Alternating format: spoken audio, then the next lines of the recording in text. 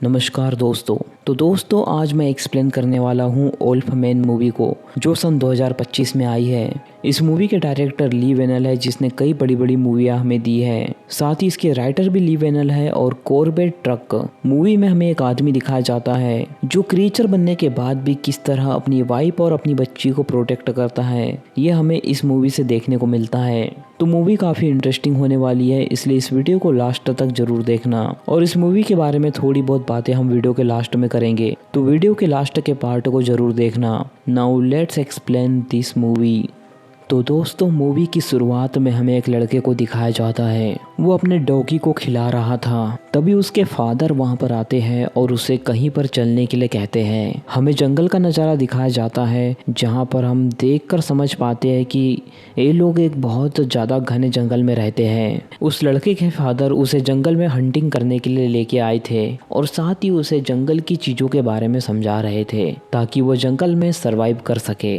उस लड़के का नाम ब्लैक होता है। तभी उसे कुछ हलचल महसूस होती है, इसलिए वो पेड़ों की तरफ देखने लगता है। तभी उसका फादर उससे बहुत ज़्यादा गुस्सा हो जाता है और उसे डांटने लगता है। उसका फादर उसे बोलता है कि तुम्हें अपना ध्यान मेरी बातों के ऊपर रखना चाहिए, ताकि तुम चीज़ों को अच्छे से समझ सको। ब्लैक उसकी बात मान लेता है और उसके साथ आगे बढ़ने लगता है। उसके फादर को एक हलचल महसूस होती है, जिस कारण से वो उसकी तरफ गन पॉइंट करके देखने लगता है। वो गन के लेंस की मदद से देखता है कि वहाँ पर एक हिरन फिर रहा है, जिससे उसका फादर थोड़ा रिलैक्स महसूस करता है और अपने बेटे ब्लैक को बुलाने की कोशिश करता है। जब वो पीछे मुड़कर देखता है तो उसका बेटा ब्लैक वहाँ पर मौजूद नहीं होता। वो काफ़ी घबरा जाता है और ब्लैक को ढूंढने की कोशिश करता है। इधर हम ब्लैक को देखते हैं, जो अपनी गन लेकर दौड़कर किसी का शिकार करने के लिए जा रहा था और रुककर अपनी गन पॉइंट करके देखने लगता है। तब उसे अपनी गन के लेंस में एक वुल्फ मैन नजर आता है। दिखने में वो किसी इंसान की तरह लग रहा था, लेकिन उसके शरीर पर पूरी जगह बाल उगे हुए थे। उस वुल्फ मैन को देखकर वो उसे इग्नोर करता है और उसे दोबारा देखने की कोशिश करता है, लेकिन दोबारा देखने पर उसे वो वुल्फ मैन नहीं दिखता। तभी उसके फादर वहाँ पर आ जाते हैं और वो उसे बहुत ज़्यादा डांटने लगते हैं, क्योंकि उसके फादर ने उसे पहले ही कहा था कि मुझे छोड़कर कहीं मत जाना। ब्लैक उसके फादर को बताता है कि मैंने वहाँ पर किसी क्रिएचर को देखा है। इसके बाद उसका फादर भी उस तरफ देखने लगता है, लेकिन उसे वहाँ पर कुछ भी नज़र नहीं आता। इसके बाद उसका फादर उसे एक केबिन के अंदर जाने के लिए बोलता है और खुद भी केबिन के अंदर चला जाता है। केबिन के अंदर जाने के बाद वो दोनों काफ़ी ज़्यादा डर चुके थे कि कहीं वो वुल्फ मैन आकर उन्हें मार न डाले। फादर गन पॉइंट करके इधर उधर देखने की कोशिश करता है, लेकिन उसका कोई फ़ायदा नहीं। तभी ब्लैक उससे पूछता है कि वहाँ पर क्या है, तो उसे बियर बोलकर चुप करा देता है और दोनों बाद में घर चले जाते हैं। घर पर आकर उसका फादर किसी से बातें कर रहा था। तभी पीछे से उसका बेटा आता है और उसकी बातों को सुन लेता है। उसका फादर रेडियो पर उसके ग्रैंडफादर से बात कर रहा था। वो अपने ग्रैंडफादर को यहाँ पर बुलाना चाह रहा था, ताकि वो दोनों मिलकर उस क्रिएचर को मार सके, या फिर कहे तो उस वुल्फ मैन को मार सके। इसके बाद सीन शिफ्ट होता है और हमें 30 साल बाद का सीन दिखाया जाता है। हमें ब्लैक को दिखाया जाता है, जो अपनी बेटी के साथ खेल रहा है। उसकी बेटी उसे बोलती है कि क्या तुम मुझे प्रोटेक्ट करोगे, जिस पर ब्लैक उसे हाँ बोलता है। जब हम घर पर पहुंचते हैं तो हम देख पाते हैं कि ब्लैक की एक वाइफ है, जो कि जर्नलिस्ट है। ब्लैक उसकी वाइफ को बताता है कि मेरे डैड अब इस दुनिया में नहीं रहे और ये बात मुझे अभी अभी पता चली है। ये सुनकर उसकी वाइफ थोड़ा बुरा फील करती है और उसे सतावना देती है। तब ब्लैक उसकी वाइफ को बताता है कि बचपन में मेरे डैड मुझे बहुत डांटा करते थे। ब्लैक बताता है कि बचपन में मैं जब उन्हें छोड़कर यहाँ पर आया था, तब से लेकर आज तक मैंने उनसे बातें नहीं की, और अचानक मैं वहाँ पर चला गया तो मुझे थोड़ा अजीब लगेगा। ब्लैक ने तो ये सब कूल बनने के लिए उसकी वाइफ के सामने बोल दिया, लेकिन उसका मन नहीं माना। वो उसकी वाइफ के ऑफिस के बाहर जाकर बैठ गया और उसकी वाइफ का इंतज़ार करने लगा। जब उसकी वाइफ वहाँ पर आई तो उससे बातचीत करने लगा। ब्लैक उसे कहता है कि मैं अपने डैड के पास जाना चाहता हूँ और मैं चाहता हूँ कि तुम भी मेरे साथ चलो। वो कहता है कि जगह भी बहुत अच्छी है और साथ ही हमें कुछ अकेले में टाइम मिल जाएगा। जिससे हमारे बीच में थोड़ा प्यार बढ़ेगा और मैं तुम्हें टाइम भी दे पाऊंगा। ये सब सुनकर उसकी पत्नी भावुक हो गई और उसके साथ चलने के लिए रेडी हो गई। तब ब्लैक काफ़ी खुश हुआ और अपनी कार उठाकर वो लोग निकल पड़े। रास्ते में वो लोग काफ़ी एंजॉय करते हैं। रास्ते से जाते टाइम वो एक ऐसी जगह पर पहुंच जाते हैं जिसके आगे कोई रास्ता नहीं होता। तभी उन्हें वहाँ पर एक लड़का दिखाई देता है। ब्लैक उससे कहता है कि यहाँ पर मेरे डैड का घर था और मुझे दिख नहीं रहा है क्योंकि मैं काफ़ी टाइम बाद यहाँ पर आ रहा हूँ। तब वो लड़का उसे रास्ता बताता है, लेकिन ब्लैक को रास्ता समझ नहीं आता, इसलिए वो लड़का भी उसकी गाड़ी में बैठकर उसके साथ जाने लगता है। वो काफ़ी दूर ट्रेवल करते हैं और ट्रेवल करते करते उन्हें रास्ते में कोई दिखाई देता है। वो किसी जानवर की तरह दिख रहा था, जिसे देखकर ब्लैक की गाड़ी बेकाबू हो गई और एक पेड़ से जाकर क्रैश हो गई। उस गाड़ी में जो लड़का उनके साथ बैठा था उसकी ऑन द स्पॉट मौत हो गई। ब्लैक बचा था क्योंकि उसने सीट बेल्ट लगा रखी थी और उनके पत्नी और बच्चे भी ठीक थे। इसके बाद ब्लैक किसी तरह अपनी पत्नी और बच्चे को बाहर निकालता है और कुछ टाइम बाद खुद भी बाहर आ जाता है। तभी ब्लैक को वहाँ पर वही क्रिएचर दिखाई देता है जिसे हमने मूवी की शुरुआत में देखा था। ब्लैक उसे देखकर काफ़ी ज़्यादा शॉक हो जाता है। तभी वो क्रिएचर वहाँ पर आता है और उस लड़के की डेड बॉडी को ले जाता है। ब्लैक ये सब देखकर हैरान हो जाता है, लेकिन वो कुछ भी नहीं कर सकता। ब्लैक बाहर आकर अपनी बेटी और अपनी पत्नी की मदद करता है और पास ही की केबिन में उन्हें ले जाता है। केबिन में जाने के बाद वो सारे दरवाजे को बंद कर देता है। केबिन के अंदर जाने के बाद ब्लैक कुछ अजीब सी हरकतें करने लगता है। ये देखकर उसकी वाइफ समझ जाती है कि उसे कोई न कोई इन्फेक्शन जरूर हो गया है, क्योंकि अब ब्लैक पहले जैसी हरकतें नहीं कर रहा। वाइफ और उसकी बेटी एक जगह पर घर में बैठी हुई थी और वो पूरे घर में घूम रहा था। बार बार वो खिड़कियों और दरवाजों को चेक कर रहा था कि कहीं वो वुल्फ मैन अंदर ना आ जाए। टॉर्च लेके बेसमेंट में जाता है और बेसमेंट में जाकर वो जनरेटर को ऑन कर देता है। जनरेटर ऑन हो जाता है और लाइट आती है। वो बार बार घर से बाहर झांक कर देख रहा था कि कहीं वो वुल्फ मैन उसके घर के बाहर ना हो। ब्लैक की वाइफ उससे पूछती है कि तुमने वहाँ पर क्या देखा था और वो कौन सा क्रिएचर था। तब ब्लैक उसे बताता है कि मैंने गाड़ी चलाते वक्त उसे देखा था और उसी के कारण मेरी गाड़ी डिसबैलेंस हुई और खाई में जाकर अटक गई। वो 2 पैरों पर चलता है और उसके पूरे शरीर पर बाल ही बाल होते हैं। उसकी वाइफ को समझाने के बाद वो बोलता है कि हमें इस डोर को ब्लॉक करना होगा, लेकिन उसकी पत्नी उसकी बातों पर ज़्यादा ध्यान नहीं देती। तो ब्लैक ने भी उसे इग्नोर किया और वो सीधा निकल पड़ा उस डोर को लॉक करने। ब्लैक एक फर्नीचर लेता है और उस डोर के आगे लगाकर उसे ब्लॉक करने की कोशिश करता है। उसकी वाइफ उसे समझा रही थी, लेकिन वो सुने तब ना। इतना करने के बाद ब्लैक एक रेडियो निकालता है और बाहर किसी से कांटेक्ट करने की कोशिश करता है, लेकिन कांटेक्ट उससे हुआ नहीं। तो उसने रेडियो थमा दिया उसकी पत्नी के हाथ में। खाली बैठी है और कुछ काम कर नहीं रही है, तो कम से कम इतना तो कर सकती है। ब्लैक को अचानक से कुछ बदबू आने लगती है। वो उस बदबू का पीछा करता है तो एक खौफनाक रूम में पहुंच जाता है। ब्लैक को वहाँ पर कुछ खाने के लिए मिलता है तो वो उठाकर सीधा मुंह में डाल लेता है और मुंह में डालने के बाद चबाने की कोशिश करता है तो उसका एक दांत बाहर आ जाता है। कहा था ना कुछ गड़बड़ जरूर है, और गड़बड़ क्या है आपको धीरे धीरे आगे समझ आएगा। दांत बाहर आने के बाद ब्लैक बहाना बनाता है और वो बताता है कि लगता है कि मेरा जबड़ा स्टीयरिंग से टकरा गया था। उसकी पत्नी को थोड़ा अजीब लगता है, लेकिन वो उसकी बात मान लेती है। वो फर्स्ट एड बॉक्स लाती है और उसका ट्रीटमेंट करना चालू करती है। तभी उसकी वाइफ की नज़र उसके हाथ के ऊपर जाती है।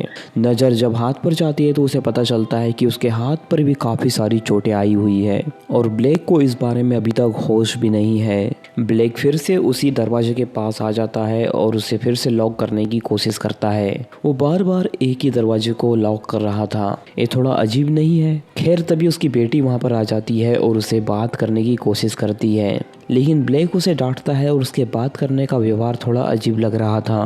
तभी उसकी वाइफ वहाँ पर आती है और वो उससे पूछने लगता है कि अभी तक किसी से कांटेक्ट हो पाया या नहीं। उसकी बेटी को वो सोने के लिए जाने बोलता है, लेकिन उसकी बेटी नहीं जाती। तब ब्लैक उसके ऊपर थोड़ा गुस्सा हो जाता है। उसकी वाइफ और बेटी दोनों सोने के लिए चले जाते हैं और ब्लैक उसी दरवाजे को फिर से लॉक करने लगता है। ब्लैक अजीब अजीब सी हरकतें करने लगता है। जब से ब्लैक इस घर में आया है अजीब अजीब सी हरकतें करने लगा है, जैसे दांत टूटने के बाद भी ज़्यादा रिएक्ट ना करना, बार बार एक ही दरवाजे को ब्लॉक करना, अचानक से काफ़ी सारी उल्टियाँ करना। और जब से इस केबिन के अंदर आया है उसने आराम भी नहीं किया है, लगातार वो घूमते जा रहा है।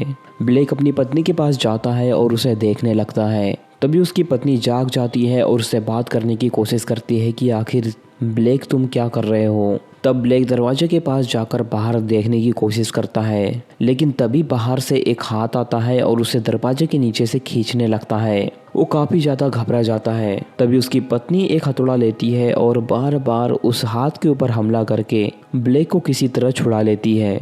ये देखकर उसकी बेटी काफ़ी ज़्यादा घबरा जाती है, तो उसकी पत्नी उसे डांट कर पीछे भेज देती है और ब्लेक अचानक से बेहोश हो जाता है। कुछ टाइम बाद उसे होश आता है और होश आने के बाद वो देखता है कि उसके पास कोई भी नहीं है। वो उठ के वहाँ से जाकर देखने की कोशिश करता है कि उसकी वाइफ और उसकी बेटी कहाँ पर है। वो देखता है कि उसकी वाइफ बार बार रेडियो पर किसी को कांटेक्ट करने की कोशिश कर रही थी। उसकी वाइफ रेडियो पर बोलती है कि हमारे ऊपर किसी जानवर ने हमला किया है और मेरे पति को भी मदद की ज़रूरत है। मुझे लगता है कि उन्हें कोई तरह का इन्फेक्शन हो गया है, जिस कारण से वो अजीब सा बर्ताव कर रहे हैं। उसकी पत्नी ब्लेक की तरफ देखती है तो उसका चेहरा काफ़ी ज़्यादा अजीब दिख रहा था, मानो कि ब्लेक के चेहरे के ऊपर काफ़ी ज़्यादा पिंपल्स आ गए थे। ब्लेक उससे बात करने की कोशिश करता है, लेकिन काफ़ी कोशिशों के बाद भी उसके मुंह से शब्द नहीं निकल पा रहे थे। और तभी हम देखते हैं कि ब्लेक अचानक से पेंट गीला कर देता है, यानी कि पेंट में ही सू कर देता है। इसके बाद उसकी पत्नी उसे ले जाकर लेटा देती है और इस घर में आने के बाद वो पहली बार अभी तक सोया है। ब्लेक को सिर में खुजली हुई तो उसने सिर खुजाने की कोशिश करी। खुजाते हुए उसके हाथ में 50-100 बाल आराम से आ जाते हैं। ये देखकर ब्लेक और भी ज़्यादा घबरा जाता है और उसे समझ आ जाता है कि उसके साथ कुछ न कुछ गड़बड़ जरूर है। इसके बाद उसकी पत्नी उसके पास एक पेन और कॉपी लेकर आती है और उससे पूछती है कि तुम्हें क्या हुआ है, इस पर लिख के बताओ। और ब्लेक कॉपी पर लिखता है डाइंग, यानी कि वो धीरे धीरे मर रहा है। ब्लेक की पत्नी उससे प्यार का इजहार करने लगती है। जब ब्लेक अच्छी कंडीशन में था तब उसे उसकी फिक्र नहीं थी। अब ब्लेक खराब कंडीशन में आ गया है तो बार बार प्यार का इजहार कर रही है। खैर, ब्लेक को सुनाई देना भी बहुत ज़्यादा कम हो चुका था। उसे उस तरह सुनाई देने लगा जिस तरह बियर को सुनाई देता है। तभी उसकी पत्नी की नज़र ब्लेक के हाथों के पास जाती है, जिसके अंदर से काफ़ी सारा खून निकल रहा था। जब वो उसका हाथ खोल कर देखती है तो उसका घाव धीरे धीरे पूरी तरह सड़ रहा था। ब्लेक ये सब देखकर काफ़ी ज़्यादा घबरा जाता है और एक कोने में जाकर उसके हाथ को बुरी तरह खाने लगता है। ये सब देखकर उसकी पत्नी काफ़ी ज़्यादा घबरा जाती है, लेकिन वहाँ से नहीं भागती। लेकिन नॉर्मल इंसान तो ये सब देखकर भाग जाता, शायद ज़्यादा ही प्यार है। अब उसकी पत्नी को समझ आ गया था कि ब्लेक के हाथों में अब कुछ भी नहीं है, उसकी मदद अब उसे खुद करनी होगी। इसलिए उसकी पत्नी ने कमांड पूरी अपने हाथ में ले ली। अब जैसा उसकी पत्नी चाहेगी वैसा होगा। उसने अपना एक नाइफ उठाया और बाहर मदद के लिए निकल पड़ी। साथ में उसके पति और उसकी बेटी को भी ले लिया। ब्लेक की वाइफ दोनों लोगों को लेकर बाहर निकलती है और कार चालू करने की कोशिश करती है। अब कार चालू नहीं होती क्योंकि वो पुरानी थी, इसलिए वो बैटरी लगाकर पावर देती है और चालू करने की कोशिश करती है। किसी तरह उसने कार तो चालू कर ली, लेकिन जैसे ही वो कार के अंदर बैठती है, कार के सामने से वही क्रिएचर आ जाता है। वो सीधा कांच के अंदर से हाथ डालता है और गियर को उखाड़ लेता है। अब कार का तो कोई सवाल ही नहीं उठता, क्योंकि कार तो अब बिना गियर के चल ही नहीं पाएंगी। मजबूरन उन्हें कार से बाहर निकलना पड़ता है। कार से बाहर निकलने के बाद वो सीधा एक वाइट शेल्टर के पास जाती है और उसके ऊपर चढ़ जाती है। वो तीनों लोग उस वाइट शेल्टर के ऊपर चढ़ गए थे। वो क्रिएचर नीचे से आता है और ब्लेक की बेटी के पैर को पकड़ने लगता है। ब्लेक की बेटी उस वाइट शेल्टर के नीचे गिरते गिरते बचती है। इसके बाद ब्लेक उन्हें इशारा करता है कि हमें उस केबिन में जाना चाहिए। ब्लेक पहले कूदता है और उस केबिन की तरफ दौड़ता है। उसके पीछे पीछे वो दोनों भी उस केबिन की तरफ दौड़ते हैं। ब्लेक की वाइफ काफ़ी ज़्यादा डर चुकी थी, इसलिए वो किसी और केबिन में अंदर चली जाती है। अंदर जाने के बाद उसकी बेटी उसे कहती है कि तुमने मेरे पापा को बाहर छोड़ दिया, वो क्रिएचर उसे खा जाएगा। उसकी बेटी को पता ही नहीं कि उसका फादर भी अब क्रिएचर में कन्वर्ट हो चुका है। ब्लेक की वाइफ उसके हस्बैंड को किसी तरह अंदर ले लेती है, लेकिन शायद उसकी ये बड़ी गलती होती है। ब्लेक और ज़्यादा काँप रहा था और उसकी तबीयत और भी ज़्यादा ख़राब हो गई थी। ब्लेक की बेटी उसके पास जाती है और उसके सिर पर हाथ रख के सहलाने लगती है। ब्लेक की बेटी उससे बहुत ज़्यादा प्यार करती थी, लेकिन ब्लेक उसका कोई भी रिस्पॉन्स नहीं देता और उसी के सामने उल्टी कर देता है। उल्टी वो खून से भरी करता है और साथ ही उसकी उल्टी में एक उंगली आ जाती है। अब वो पूरी तरह से क्रिएचर में कन्वर्ट हो रहा था। वो दौड़ते हुए उसकी वाइफ के पास आता है, लेकिन उसकी वाइफ बिल्कुल नहीं डरती। ब्लेक किसी तरह अपने आप पर कंट्रोल कर रहा था। वो उसकी वाइफ को अभी कोई भी नुकसान नहीं पहुंचाता और वहां से चुपचाप चले जाता है। लगता है क्रिएचर बनने के बाद उसकी वाइफ को ज्यादा ही प्यार हो गया। ब्लेक जैसे ही बाहर निकलने के लिए दरवाजा खोलता है, दूसरा क्रिएचर आकर उसके ऊपर हमला कर देता है। तभी उसकी वाइफ ब्लेक को बचाने के लिए उसके ऊपर पीछे से हमला करती है और उसके पीठ में एक चाकू से स्टेप कर देती है। अब वो दूसरा क्रिएचर उसके पीछे लग जाता है। तभी ब्लेक की वाइफ उसकी बेटी को बचाने के लिए उसे एक रूम के अंदर बंद कर देती है और खुद बाहर उसका सामना करने के लिए रह जाती है।